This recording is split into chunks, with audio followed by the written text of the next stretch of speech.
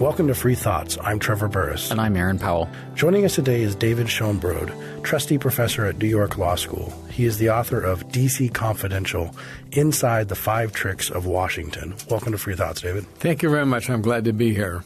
Most people think Washington is broken. Right. At least in my experience, and we watch television and shows about Congress and polling. But in your book, it almost seems like it's more broken than people think.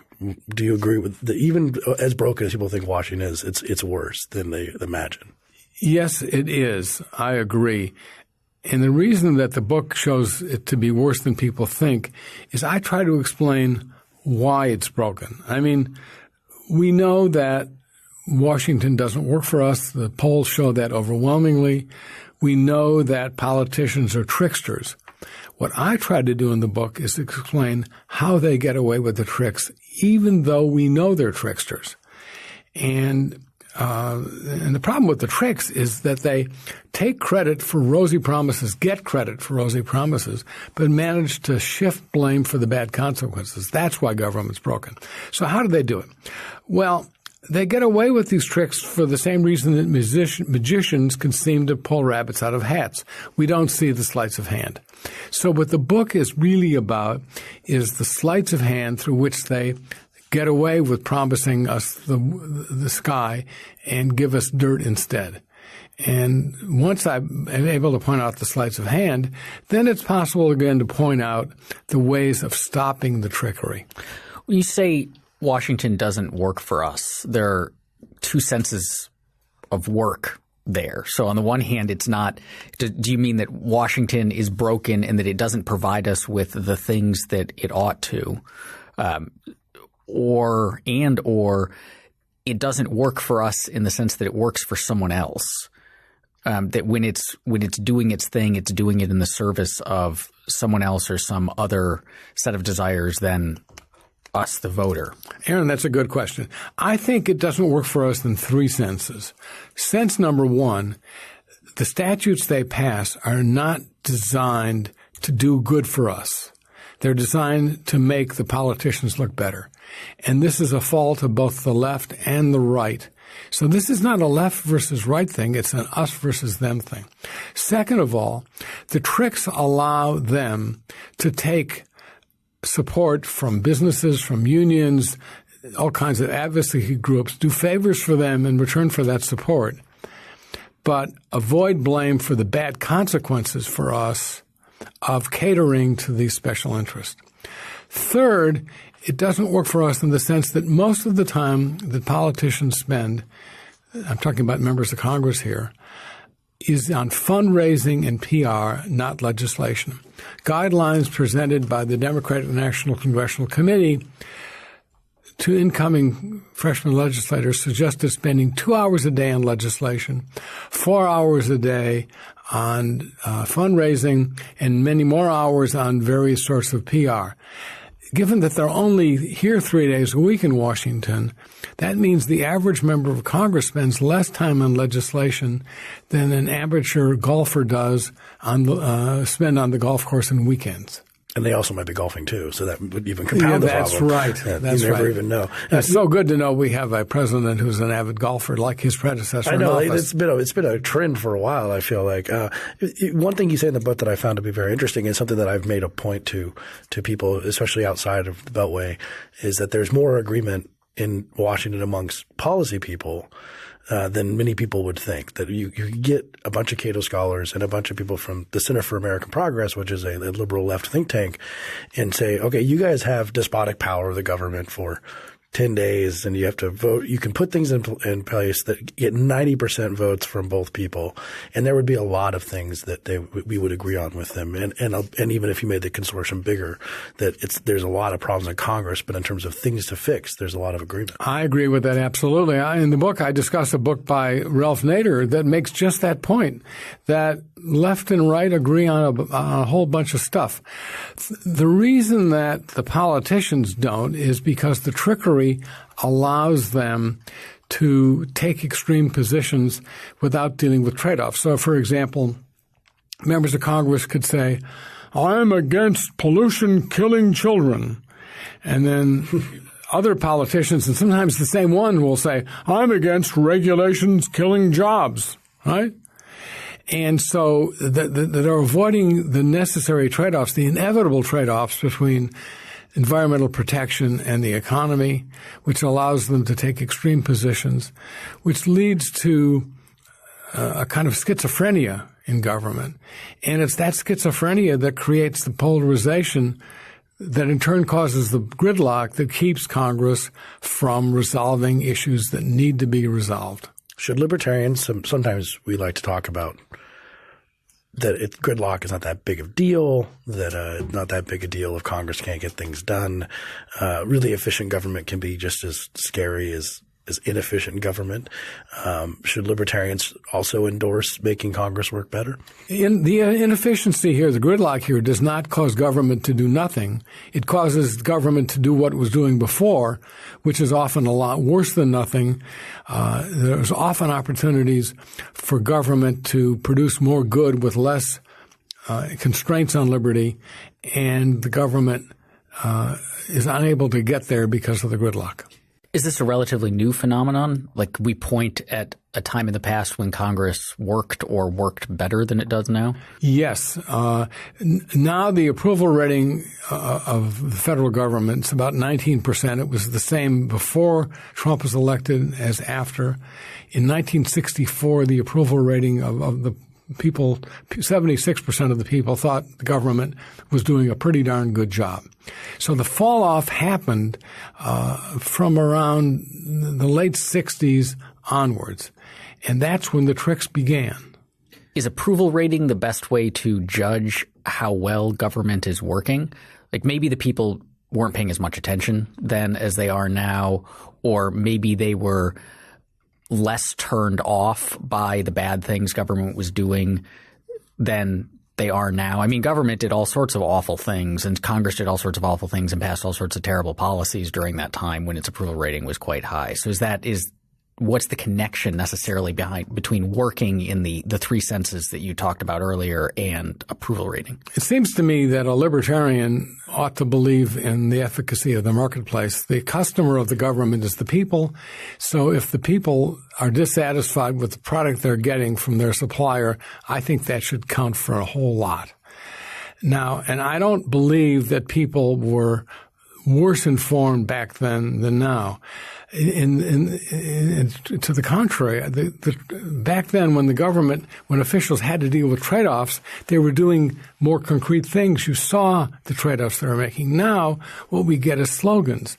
And so it's very hard to understand what the slogans imply. If they're going to slogan in terms of protect health at any cost, well, what's the cost? Well, they aren't telling us. They're hiding that. They're going to slogan, I'm going to increase spending for this or cut taxes on that. They're not telling us. They're hiding from us what the consequences will be. So I think we're worse informed now because of the trickery. So, there definitely were slogans. There definitely campaign rhetoric. And are you just saying that they had their fingerprints on bills which involved trade-offs so that they were more responsible for the burdens as well as the benefits of the legislation. What the tricks do is allow them to take credit for the benefits, but to hide the costs. I'll give you an example. In 1935, when Congress passed Social Security, and I certainly understand the principled arguments against Social Security. My grandfather thought it would be the ruin of the country. That was the grandfather who was not the socialist. I imagine. At that point, what Congress did was to impose taxes fully sufficient to fund Social Security pensions then and into the indefinite future as the program was then conceived. So they told people they were raising taxes. They told people they were raising taxes, so they were responsible for the promised benefit and for the looming taxes. Okay. When President Johnson and Congress in 1965 set up Medicare, they promised us we would get medical care in our old age, but did not impose taxes sufficient to do it. They were hiding the cost. And so that's a great example, a very vivid example of how they get credit and shift blame. The blame is shifted to some future Congress, which is going to either have to cut our Medicare benefits or raise taxes. And I know for me, I started paying into Social Security 59 years ago when I was 16 years old, with the promise that I get a pension when I retire. Well, the way the program's run now is the fact that I'm saved some money means my pension's going to be cut. In contrast, when President Roosevelt, and I'm not saying he's a great guy, I have a lot of problems with Roosevelt, he said the public should own these pensions as fully as though they bought it from a public enterprise, from a private enterprise. That's not the Social Security system we have. And I bet you going into the future, a lot of folks who thought they could depend upon government Medicare in their old age are going to find in some ways they got to buy it all over again. In fact, I have to buy it all over again because I now have to pay because I'm reasonably well off, I'm going to have to pay a higher premium going forward than if I was not well off. So let's turn to those tricks. You say there's 5 of these tricks that explain. Right. And the first one is the money trick.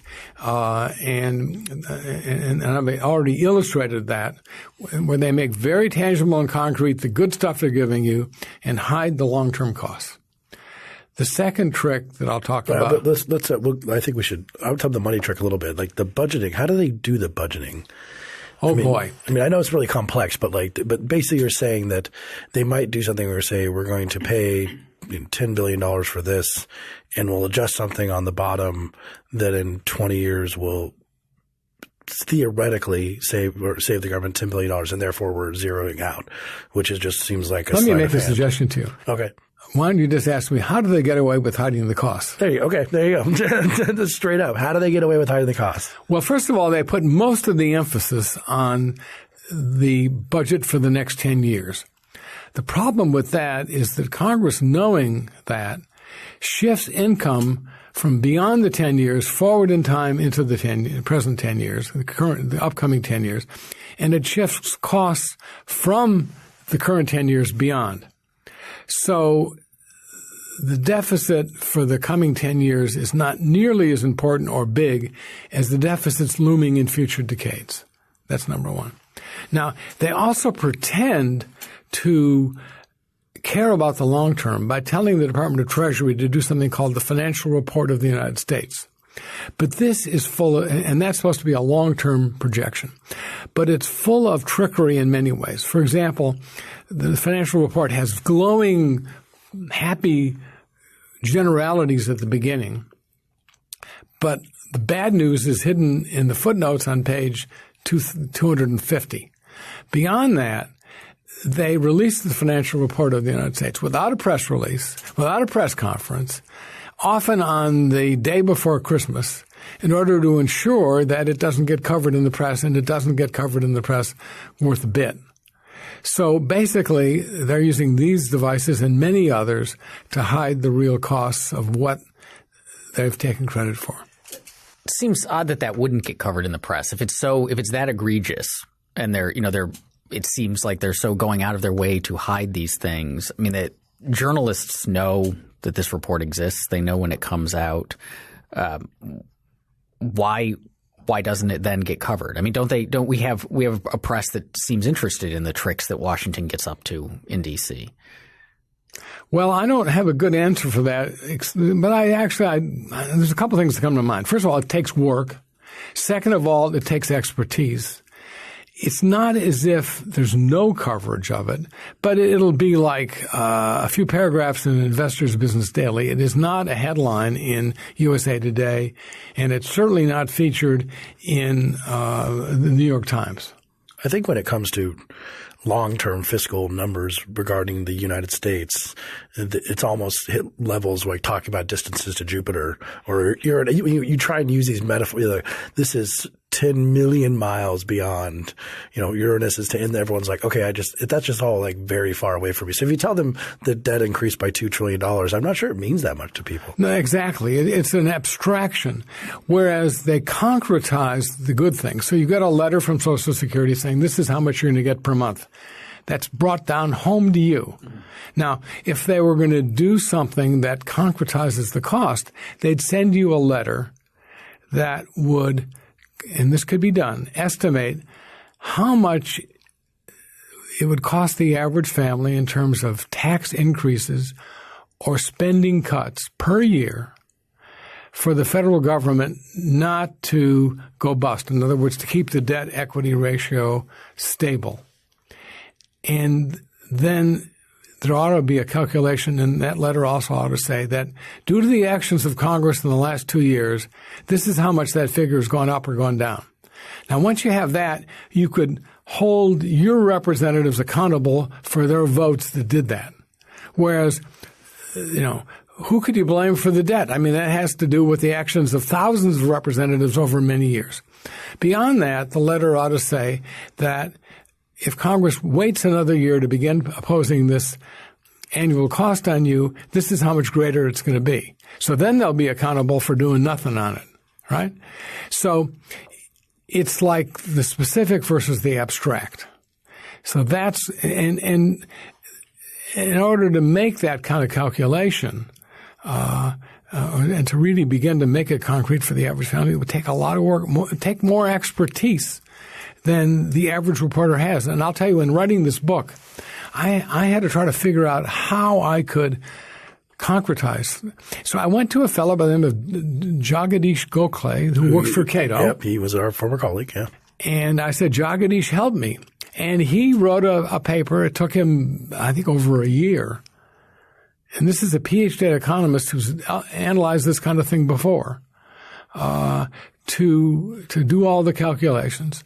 And he was hindered in the work because both Democratic and Republican presidents keep a secret of the budgeting projection program they used to make the calculations. So that's something else that would be an obstacle for the average reporter.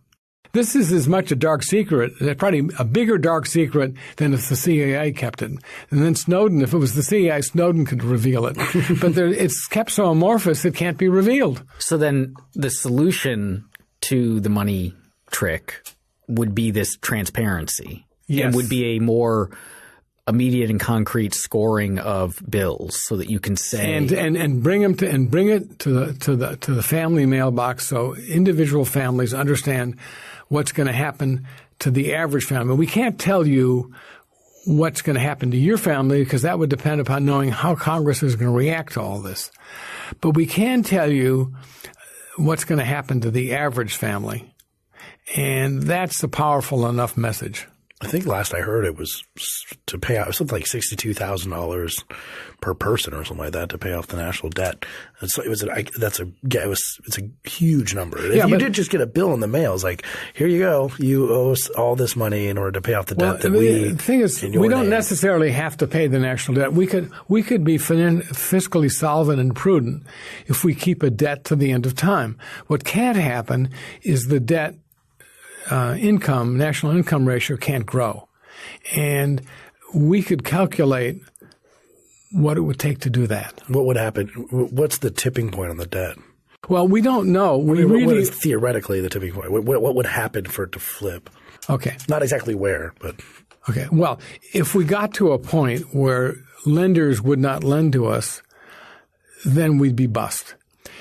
If we got to a point where lenders would not lend to our government unless without much higher interest rates, then we'd have to really radically scale back spending and increase taxes far more than we otherwise would have to. Okay. Now, what that point will be is impossible to say because it depends on so many factors, some of which are psychological. So we can't tell where the break point will be. But this we know. And this is from Dr. Gokhale. In the long run, government cannot pay out more than it takes in. Now, yes, it could borrow, but that means it's going to have to pay out more because it borrows. So in the long run spending can't exceed long run tax revenue. Once we know that, we could calculate what the current policies mean in terms of revenue and spending, discount that to the present, and figure out how much you have to change that per year to make the two equal out. Then we could divide that among the population, and now we know the average impact per household. And then for the rest, it's just arithmetic. So then that's what Dr. Goclay has done. Moving on, and the government should do it. Yeah. And it's outrageous they don't. They require lenders under the Truth in Lending Act to do that when we borrow money. But when they borrow money on our behalf, they don't apply. They don't have a Truth in Spending Act. Well, I'm sure that there are people at NASA who are really good at using large numbers, right? There's good, smart mathematicians who can calculate into the trillions. You could do this with your iPhone. Okay. It would take a lot of tapping, but you could do it. Moving into the next trick, which you called the debt guarantee trick, debt guarantee trick. What is that and how does that work? Okay. The government, as we know from sad experience, guarantees the debts of too big to fail financial institutions and many other private debts as well. Now, when government began to get into the guaranteeing the deposits of banks back during the Depression, it limited the guarantees to small deposits. And it insisted on this limit for this reason, that it wanted the banks to be subject to the risk that if they engaged in too much risky conduct, made too many risky loans in pursuit of higher profits, that people, the big investors, would not deposit money with them, would not buy their bonds, and that would therefore temper the risk-taking of banks. That's what made banks conservative. But starting in the 60s, the federal government began to guarantee the debts of financial giants. That meant these financial giants could engage in risky kinds of lending, which pay higher profits to them, without having to be concerned about having to pay higher interest to borrow money, because after all, the people who lend them money shouldn't be concerned because the federal government's guaranteeing their debts. That greatly increased the profits of these too big to fail banks for many decades. But when bad times came in 2007, they were on the verge of going bust, and the federal government came in. It cost the federal government some money, but the real tragedy was the risk-taking, the riskiness of these big financial giants drove the economy into recession. Millions of people lost their life savings and their homes and so on. It was terrible. And the whole thing, now the thing is, people think that the federal government has no choice but to guarantee those debts. And assuming that's so, it's still the fact that no private business would guarantee the debts of another private business without charging a fee, and the fee would be higher the riskier the bank. And that would have the same effect of tempering the risk-taking appetite of these big banks. But the government didn't do that before 2007. It passed the Dodd-Frank Act in 2010, but it didn't do that again.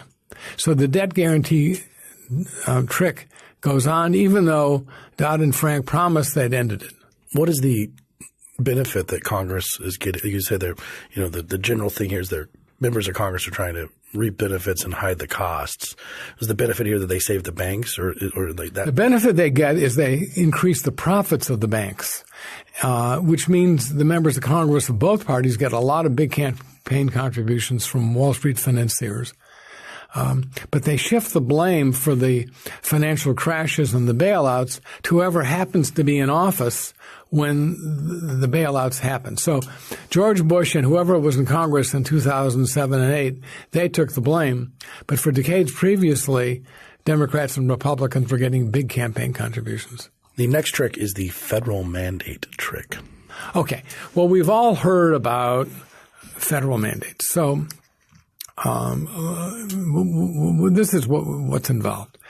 Prior to the advent of the federal mandate trick in the late 1960s, the federal government basically left the states alone with two major exceptions. One, the states had a duty to obey constitutional rights, and two, if the states were going to take a federal grant, they had to do what the federal grant required. So if they took a highway grant, one of the conditions was they used decent concrete. It makes sense, right? Okay. So what Congress figured out how to do in the late 1960s and early 1970s was to use that same idea of grant conditions to force states to do things that they otherwise might do. So Congress would promise a benefit, like cleaner air. Okay, citizens, you're going to get cleaner air, and it's going to be done by the states if they take the highway grant. If they take the highway grant, they can't get the highway grant unless they do what we tell them to do to clean up the air. That way, Congress got to promise cleaner air, but the blame for the burdens needed to clean up the air would fall on the governors and the mayors and so on. So you could say to yourself, well, why in the world would a governor go about cleaning up the air the way Washington says you should do it, which is pretty darn complicated, let me tell you. And the answer is that it would be political suicide for a governor or a mayor to turn down federal highway money. Because after all, who paid for the money? It was the taxpayers of the state. And there'd be a lot of jobs lost in the state if there wasn't the highway money. So you might ask yourself the question, well, wouldn't that be political suicide for members of Congress to vote on these grant conditions like that? And the answer is Congress never votes on that stuff. There have been dozens and dozens of roll call votes on the Clean Air Act, but they've always avoided roll call votes on these mandate requirements because they don't want to be blamed. So they vote for clean air, but they don't vote for cutting off the funds to their constituents. If Congress isn't voting for those mandates, who is making those mandates? Oh, no, they're in the statute, but they don't hold a roll call vote on the mandates. Oh, okay. Okay. So, I mean, it's kind of like a wink. They're all agreeing to go along with this thing. I mean, in the Senate anyway, of course, sometimes in the House or in the Senate, there's ways of blocking the votes. And then, of course, Congress passed the Unfunded Mandate Relief Act. Reform Act was designed to stop this kind of thing. But then special rules get adopted in the House and the Senate to prevent votes on these things still. Well, it's very hard for a past Congress to bind. It's impossible for a past Congress to bind a future Congress, technically. But there are rules that House and Senate rules that already get changed, but there are also special rules, and they have an excuse. And their excuse is this: there's so many mandates in so many bills, most of which make perfect sense. Like highways have to be built with concrete that's good. Highways have to have a yellow line down the middle, blah, blah, blah, blah, blah, blah. So if you didn't have rules that limited amendments on this kind of stuff, any one member of Congress could stop any one statute by just insisting on roll call votes in every one of them.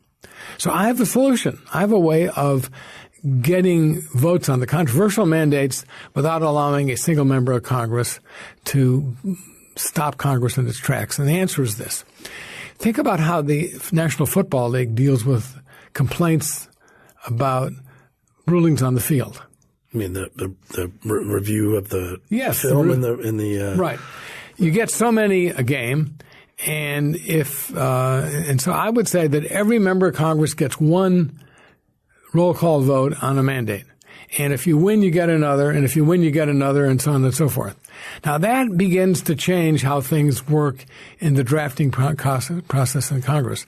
Because if your bill has one of these things in it, and it gets overturned, the bill is just sort of turned on its head, so you begin to draft them differently. Also, members of Congress have an incentive to use their challenge in a way that's going to produce good PR at home.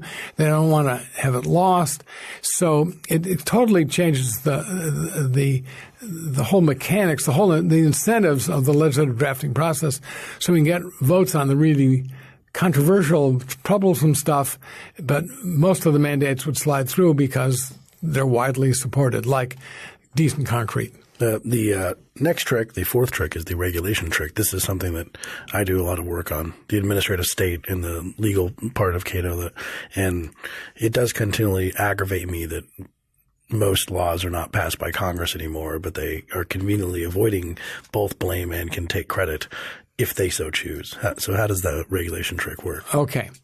The way that regulation worked until the 1960s was this, is Congress either passed the rules of law itself, the rules of conduct, which meant that Congress got credit for the benefits of the rules and blame for the burdens, or it handed the job over to administrative agencies, generally in very bland statutes, open-ended statutes that said, here's a problem, you solve it, which meant that the agency got most of the credit and most of the blame. And there's some reasons for concern about whether this fits within the Constitution. I've written a book that says it doesn't, but that's history. But by and large, the agencies didn't do that bad a job. But things went haywire around 1970 when Congress passed the Clean Air Act, where it said, okay, everybody gets a right to clean air. You could enforce it in court. And by the way, the duties to obey that right, to fulfill that right, will be announced by the EPA. So Congress gets the credit for giving everybody a right to healthy air. But it's the agency that has to announce the duties. So the duties come on its letterhead. So the agency gets the blame for the duties. And, of course, then the members of Congress lobby the agency not to impose duties that are tough on constituents or contributors, which means the agency does not fulfill the rights, which means then the members of Congress, often the same ones, blame the agency for not fulfilling the rights. So it's just a cakewalk for members of Congress. That's the regulation trick. So all of these tricks seem so screwy on their face. The regulation trick of blaming them for not doing something, but then when they try to do it, imploring them not to do it. Do the members of Congress recognize how silly these things are and they just do them anyway because they benefit in all the ways that you've described? Or are they oblivious to the, Keystone Cops look of all of this? No, I think they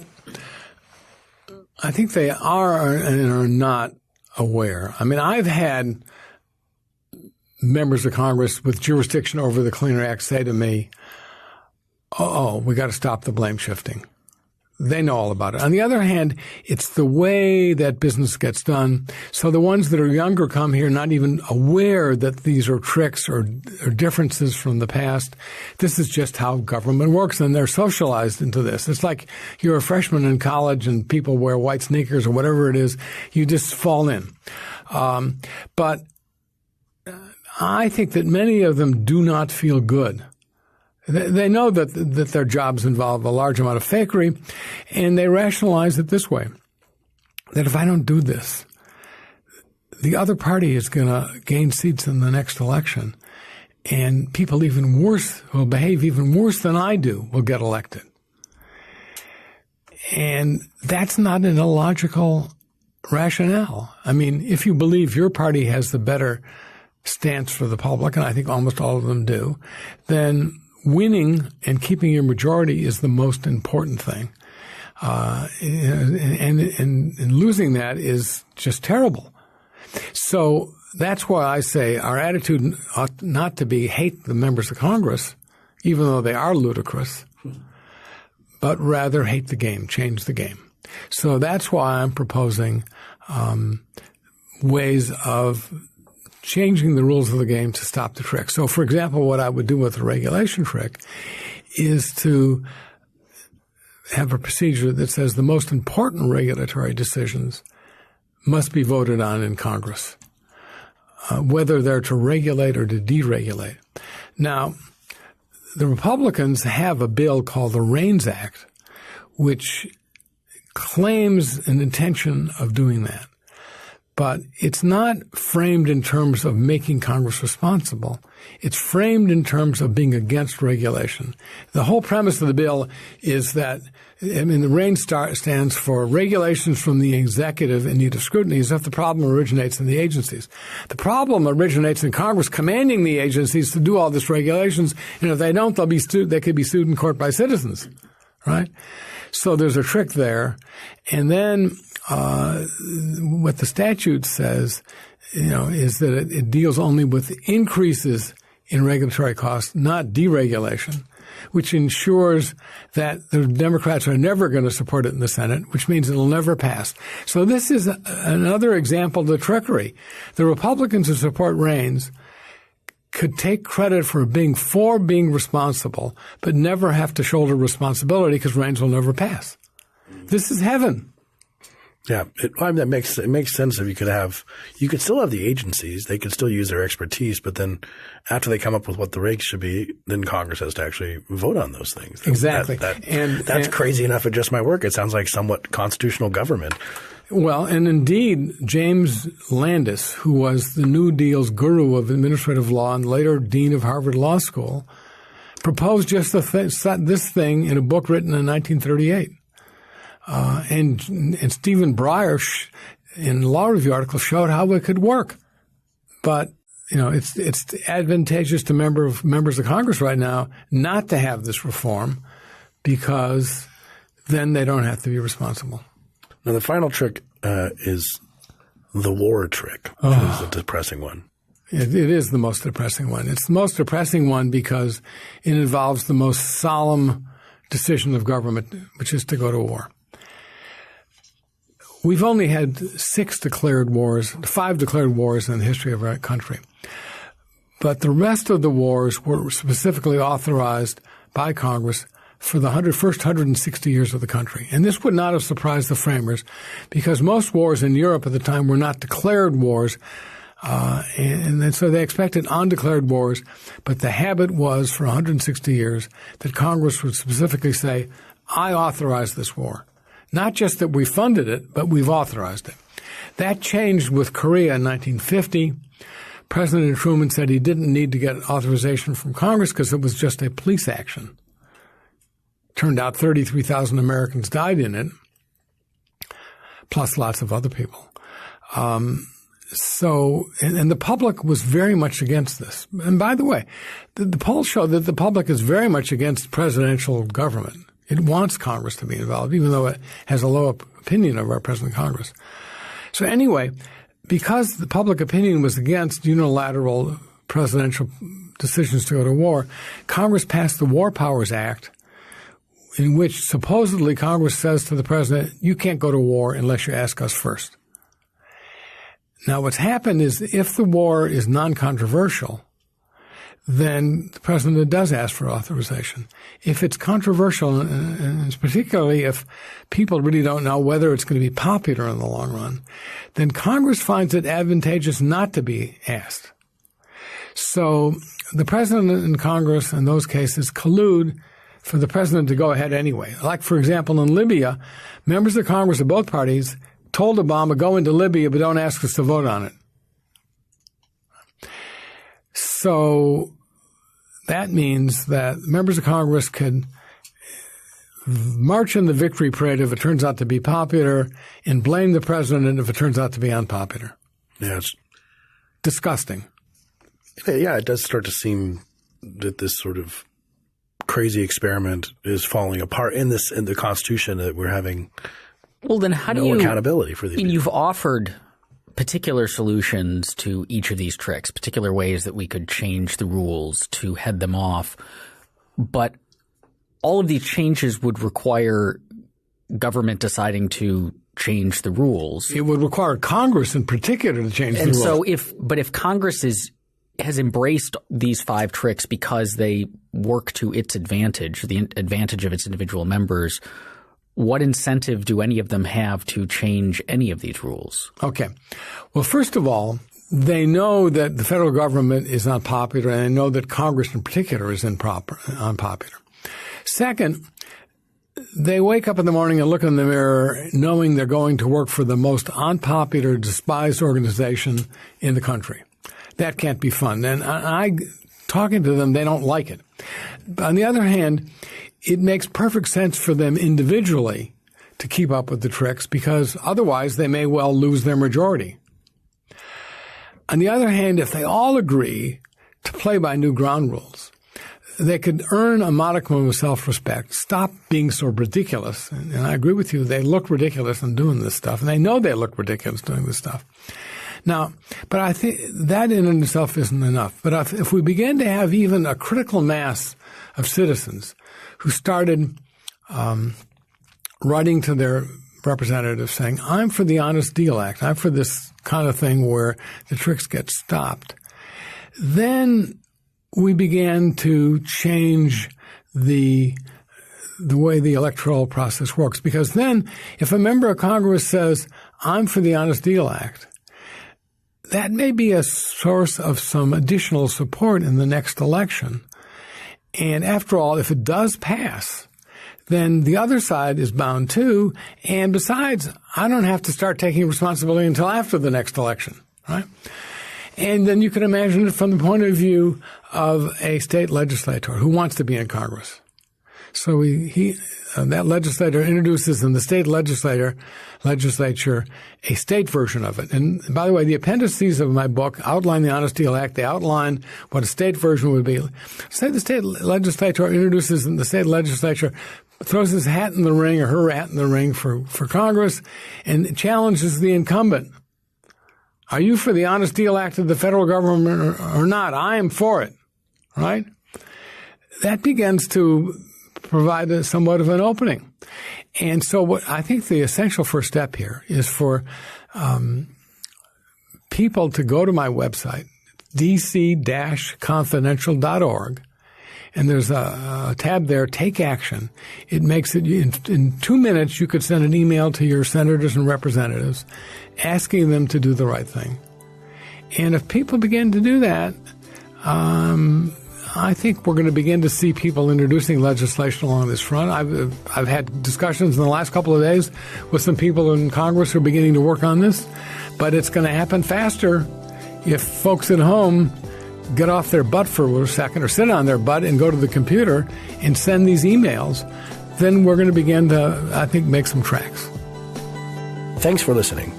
This episode of Free Thoughts was produced by Tess Terrible and Evan Banks. To learn more, visit us on